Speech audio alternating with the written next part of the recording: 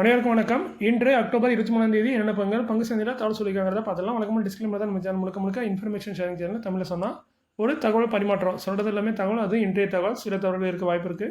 கண்டிப்பாக cross verify பண்ணுங்கள். CP ஸ்டடிஸ்ட் advice கேட்டுக்கோங்க. சொல்கிறது எல்லாமே இன்றைய தகவல் இல்லை இன்றைய செய்தின்னு கூட வச்சுக்கலாம். We are providing only information, no any recommendation. Please consult your financial advisor.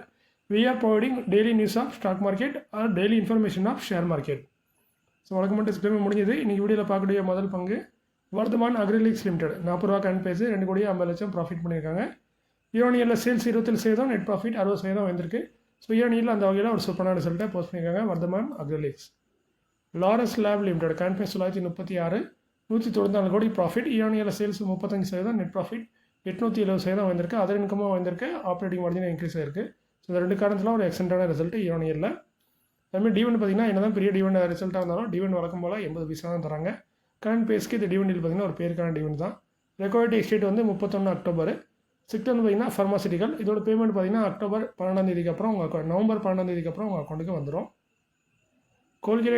Colgate ஃபார்மாலிவ் India limited 2288 ரூபா கரண்ட் பேஸு 328 கோடி ப்ராஃபிட். 328 கோடிங்கிறது நல்ல ப்ராஃபிட் தான். பட் போன வருஷத்தோட கம்பேர் பண்ணும்போது கொஞ்சம் ப்ராஃபிட் வந்து வீழ்ச்சி அடைஞ்சிருக்கு. சேல்ஸ் பார்த்திங்கன்னா 6%, நெட் ப்ராஃபிட் 17% டவுனாக இருக்குது. ஸோ ஓவரால் ரிசல்ட்டு டவுனாக இருக்குது. இருந்தாலும் கம்பெனி வழக்கம் போல் நல்ல பெரிய டிவெண்டாக தராங்க. 24 ரூபா தராங்க ஒரு ஷேருக்கு.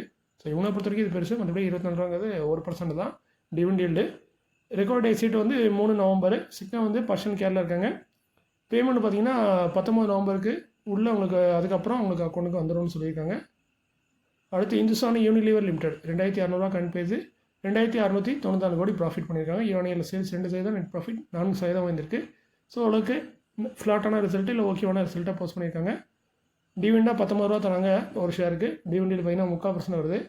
ரெக்கார்ட் பார்த்திங்கன்னா நவம்பர் 7 இதோட பேமெண்ட் பார்த்திங்கன்னா 20 நவம்பருக்கு அவங்க அக்கௌண்ட்டுக்கு வந்துடும். சிக்னா வந்து டைவர்சிஃபைடு எஃப்எம்சிஜியில் இருக்காங்க இந்துஸ்தான் யூனிலிவர்.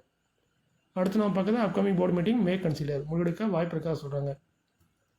ஃபர்ஸ்ட்டாக பார்க்குறது RailTel Corporation of India Limited 320 ரூபா கன் பேஸு 29 அக்டோபரில் போர்டு மீட்டிங் இருக்குது. டிவெண்ட் ரிசல்ட் ரெண்டுமே அனௌன்ஸ் பண்ணால் வாய்ப்பு இருக்குன்னு சொல்கிறாங்க. ரெக்கார்ட் பார்த்திங்கன்னா 4 நவம்பர் ஒரு அவங்க டிவெண்ட் அனௌன்ஸ் பண்ணாங்கன்னா அதுக்கான ரெக்கார்ட் வந்து நவம்பர் 4 சிக்டா வந்து அதர் டெலிகாம் சர்வீஸில் இருக்காங்க. டிவெண்ட்னு பார்த்திங்கன்னா இந்த வருஷம் ஆல்ரெடி 2 டிவெண்ட் கொடுத்துட்டாங்க. ஏப்ரலில் 1 ரூபா, ஆகஸ்ட்டில் 85 பைசா. ஸோ மேபி 1 ரூபாயிலேருந்து 85 பைசா இந்த ரேஞ்சில் டிவெண்ட் எதிர்பார்க்கலாம். சனோஃபி இந்தியா லிமிடெட் 4707 ரூபா கரண்ட் பேஸு 29 அக்டோபரில் போர்டு மீட்டிங். டிவெண்ட் ரிசல்ட் ரெண்டுமே அனௌன்ஸ் பண்ண வாய்ப்பு இருக்குன்னு சொல்கிறாங்க. சிக்டா வந்து ஃபார்மாசிட்டிக்கல் இந்த வருஷம் ஆல்ரெடி 117 ரூபா டிவெண்டாக கொடுத்துருக்காங்க. ஸோ இந்த வருஷத்தில் இது 2வது டிவெண்டாக இருக்கும்.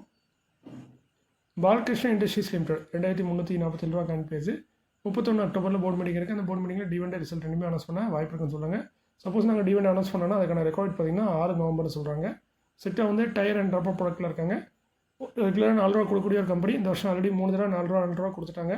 ஸோ இது வந்து 4 ரூபா கொடுக்கறதுக்கான வாய்ப்புகள் அதிகமாக இருக்குது பாலகிருஷ்ணா இண்டஸ்ட்ரீஸ். அடுத்து பார்த்தீங்கன்னா Garden Reach Builders and Engineering Limited 2611 ரூபா கரண்ட் பேஸு. ஓகே நவம்பர் 4 போர்டு மீட்டிங் இருக்குது. அந்த போர்டு மீட்டிங்கில் இவங்க டிவெண்ட் ரிசல்ட் ரெண்டுமே அனௌன்ஸ் பண்ணுறாங்க. டிவெண்டுக்கான ரெக்கார்ட் பார்த்திங்கன்னா 11 நவம்பர். சிக்னா வந்து ஏரோஸ்பேஸ் அண்ட் டிஃபென்ஸில் இருக்காங்க. இந்த வருஷம் ஆல்ரெடி 2 டிவெண்ட் கொடுத்துருக்காங்க. 8 ரூபா 95 பைசா, 4 ரூபா 90 பைசா. ஸோ இந்த மாதிரி டிவெண்ட் தருவாங்கன்னு பொறுத்து வந்து பார்க்கும். இது 3வது டிவெண்டாக இருக்கும் இந்த வருஷத்தில். ஸோ இதோட நியூஸ் ஆல்மோஸ்ட் முடிஞ்சது. அதேமாதிரி நீங்கள் இப்போ வச்சிருக்க டாட்டா மோட்டர் இன்றைக்கி உங்கள் அக்கௌண்ட்டில் வேணால் டாட்டா மோட்டர்னு காட்டும். நீங்கள் நாளைக்கு போய் பார்த்தீங்கன்னா டாட்டா மோட்டர் பேசஞ்சர் வெஹிக்கிளாக பெயர் மாற்றப்படும். அதாவது இன்று முதல் டாட்டா மோட்டார் பேசஞ்சர் வெஹிக்கிள் என்று அழைக்கப்படும். ஸோ அதனால் நீங்கள் வச்சிருக்க டாட்டா மோட்டர் வந்து இனிமேல் டாட்டா மோட்டர் பேசஞ்சராக இருக்கும். ஸோ நாளை இந்த மாதிரி தான். அதேமாதிரி நிறைய பேருக்கு ஒரு டவுட் இருக்கும், டாட்டா மோட்டர் கமர்ஷியல் வெஹிக்கிள் என்ன ப்ரைஸில் லிஸ்ட் ஆக வாய்ப்பு இருக்குன்னு. ஆக்சுவலி அது வந்து நிறைய பேர் ஒரு கருத்து சொல்கிறாங்க. சில பேர் என்ன சொல்லுவாங்க 260 300 ரூபா வரைக்கும் லிஸ்ட் ஆகிறதுக்கான வாய்ப்புகள் இருக்குது. டிமாண்டை பொறுத்து கொஞ்சம் முன்னே மாறும். அந்த ரேஞ்சில் நடக்கிறதுக்கு வாய்ப்பு இருக்கிற மாதிரி சொல்லிட்டு இருக்காங்க. சில பேர் 300 ரூபாய் தாண்டி 400 ரூபாக்குள்ளே வரலாங்கிற மாதிரி சொல்கிறாங்க. பட் சிம்பிளான ஒரு கருத்து என்னென்னு சொன்னால் நம்மகிட்ட வந்து எடுத்தது 260 ரூபா. அன்றைக்கி வந்து எக்ஸிடேட்டுக்கு முன்னாடி க்ளோஸ் ஆன ப்ரைஸ் பார்த்திங்கன்னா 660 ரூபாவில் க்ளோஸ் ஆச்சு. பட் அன்றைக்கி ஓப்பன் ஆனது 400 ரூபாய்க்குள்ள ரைஸ் ஓப்பன் ஆச்சு. கிட்டத்தட்ட 260 ரூபா அவங்க வந்து நம்மகிட்ட வந்து எடுத்திருக்காங்க ஸ்டாக் எக்ஸ்சேஞ்சு.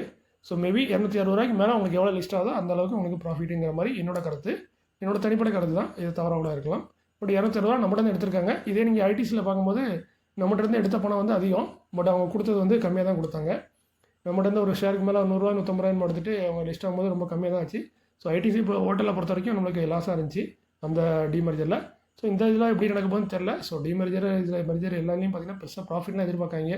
நீங்கள் ஒரு லாங் டைம் ஹோல்டர் அந்த ஸ்டாக்கை வச்சுருக்கீங்கன்னா தான் உங்களுக்கு இதை பார்க்கணும். மற்றபடி ப்ராஃபிட்லாம் கிடைக்க வாய்ப்பு இல்லை. பட் இந்த ஷேரை பொறுத்த வரைக்கும் 260 நம்மகிட்ட வந்து எடுத்திருக்காங்க. ஸோ 260 மேலே என்ன தான் லிஸ்ட் ஆனாலும் அது உங்களுக்கு வந்து கிட்டத்தட்ட ஒரு லாபம் மாதிரின்னு வச்சுக்கலாம்.